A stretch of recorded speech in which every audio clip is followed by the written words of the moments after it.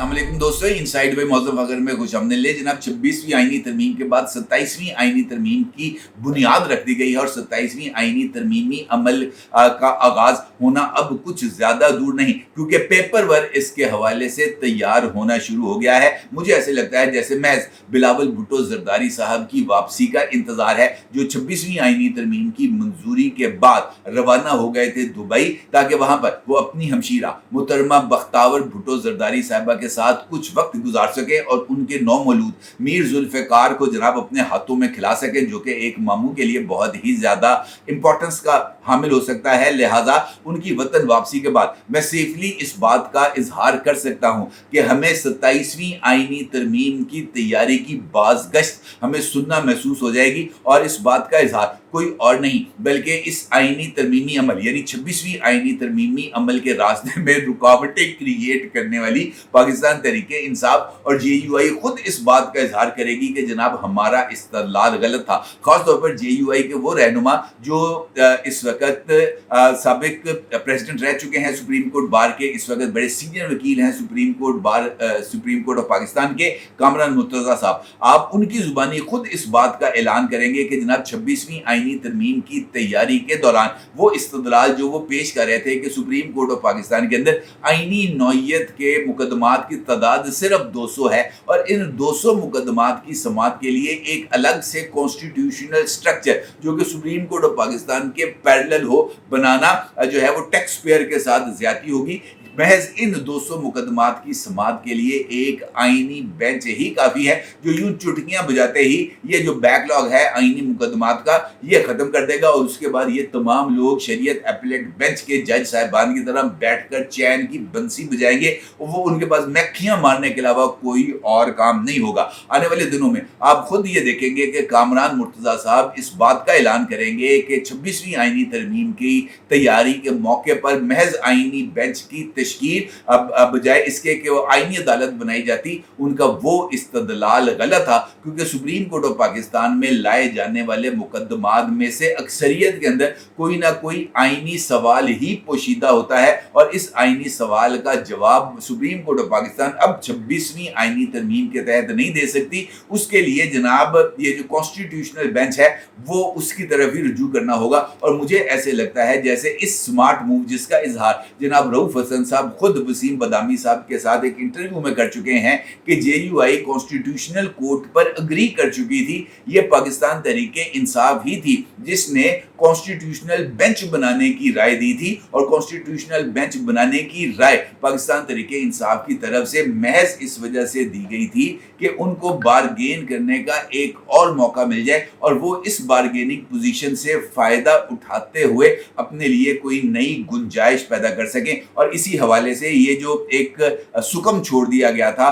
Constitutional court के नाम की बजाय कॉन्स्टिट्यूशनल बेंच, वो महज इसी बात की तरफ इशारा है। कामरान मुर्तज़ा साहब इस बात का भी ऐलान करेंगे कि जनाब वो इस्तदलाल गलत था, आईनी अदालत बनाते हैं। और इस हवाले से पहला अमली सबूत आज हमें सुप्रीम कोर्ट ऑफ पाकिस्तान में नजर आया, जहां पर जनाब मंसूर अली शाह साहब की सरबराही में एक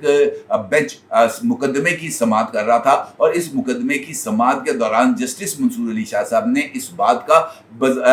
जो है वो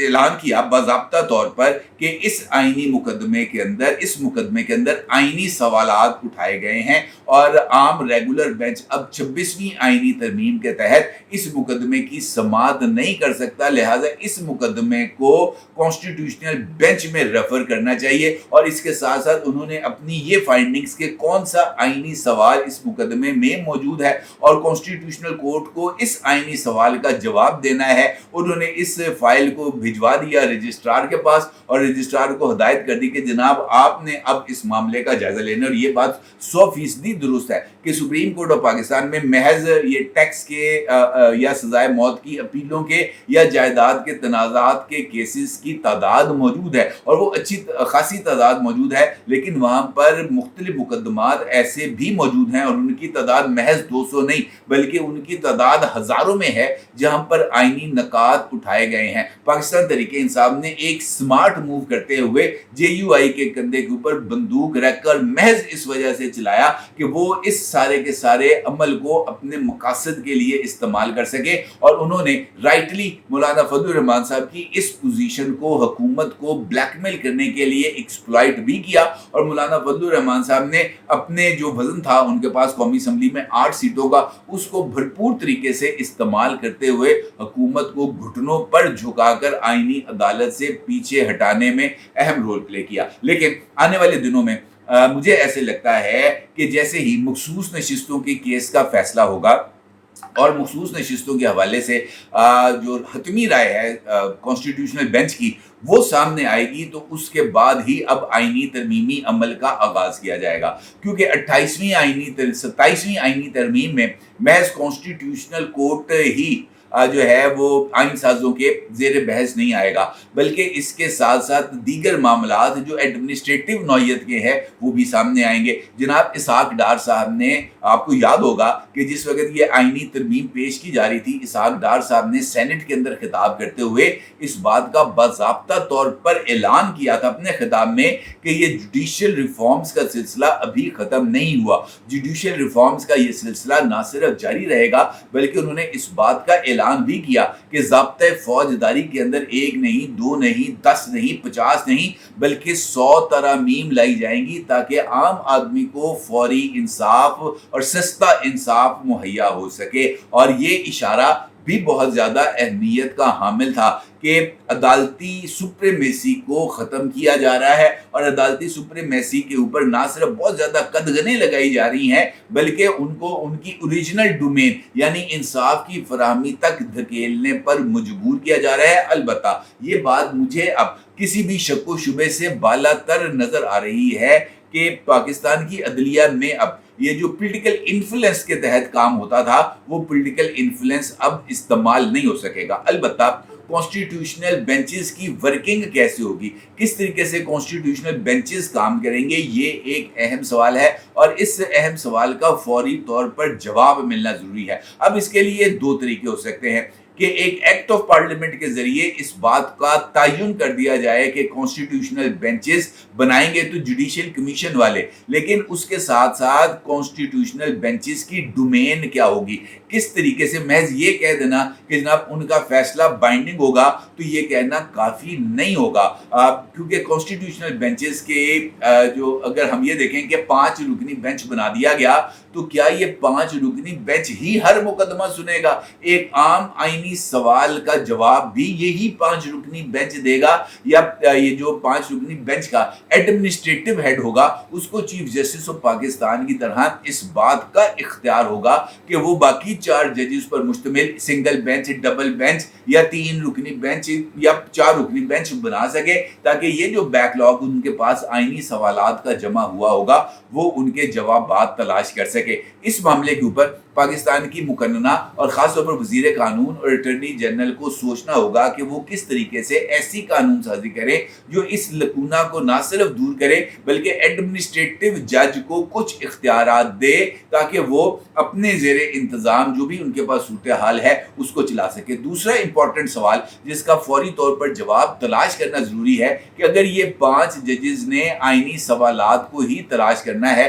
तो सुप्रीम कोर्ट ऑफ पाकिस्तान के अंदर जो ये 5 जजेस की कमी हो जाएगी जो कि कॉन्स्टिट्यूशनल बेंच में आएंगे, उनको क्या पूरा किया जाएगा? क्या सुप्रीम कोर्ट ऑफ पाकिस्तान में जजेस की तादाद को 17 से कम करके 12 कर दिया जाएगा? और उसके लिए भी कानून साजी करना जरूरी है, क्योंकि इस वक्त कानून के मुताबिक सुप्रीम कोर्ट ऑफ पाकिस्तान में जजेस की तादाद है 17 और 17 में से 5 जजेस अगर कॉन्स्टिट्यूशनल बेंच में चले जाते हैं तो सुप्रीम कोर्ट के अंदर 5 जजेस की कमी हो जाएगी। इस वक्त वहां पर 2 एड हॉक जजेस भी काम कर रहे हैं, लिहाजा ये मानना बहुत ही ज़्यादा ज़रूरी है कि इस वक्त हमें फौरी तौर पर ऐसी लेजिस्लेशन की ज़रूरत है जो इन कमियों और खामियों को दूर कर सके जो 26वीं आईनी तरमीम की इम्प्लीमेंटेशन के अंदर सामने आ रही हैं। और इसके लिए फौरी तौर पर या तो ऑर्डिनेंस को नाफिज करना, ऑर्डिनेंस को जारी करना ज़रूरी है, या एक एक्ट ऑफ पार्लियामेंट भी इस हवाले से काफ़ी होगा? ये एक इम्पॉर्टेंट सवाल है और कानून साज़ों को इस हवाले से जो भी जवाबात हैं अपने, उनको तलाश करना होगा। इसके बगैर जो सूरत हाल है वो मेरा नहीं ख्याल कि किसी भी मंतकी अंजाम तक पहुँच सकती है। अब अगर मैं आपको